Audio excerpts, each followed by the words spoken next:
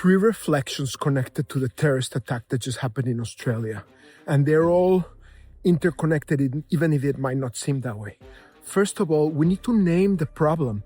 The fact that I was reading article after article and the New York Times and others wouldn't name the issue, Islamist fundamentalism, or the names of the assailants and their backgrounds and where they come from.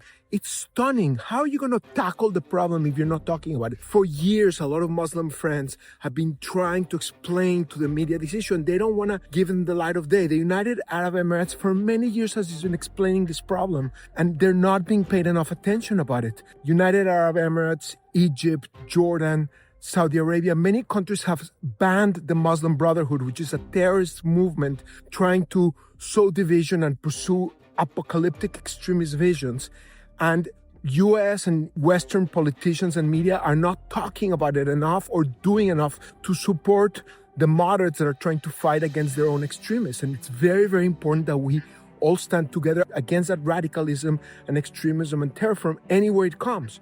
Point number two, and very, very important, the hero of this day was Ahmed Al Ahmad, who was a Muslim Arab shopkeeper that risked his life to stop these terrorists, and he got wounded twice in doing so. He was incredible, which is another very, very important point to make, that what we need to stand against is not any human being, whatever the religion is. It's against the radical extremists that want to try to destroy one another and that want to sow division among us. So it's the Islamist fundamentalists.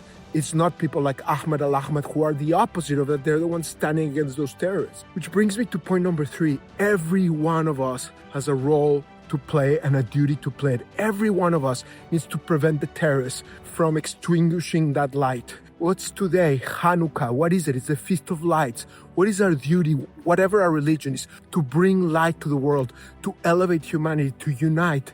And not all of us can be as courageous as Ahmed Al Ahmad, and hopefully we will not have to face those type of situations. But every one of us, every single day, in how we look at each other, in whether we extend that hand, in whether we give grace and humanity to one another, in how we choose to build together, can replace the hate and fill it up with love. We need to stand up and celebrate, turn on those lights, and remember that it's supposed to turn on our hearts and make us bring that light to the world. Double down in making this a better world. Double down in standing against the terror and replacing it with bonds of civilization every single day, bringing smiles to one another, bringing joy to one another, because the overwhelming majority across the world want that, and we need to deliver that.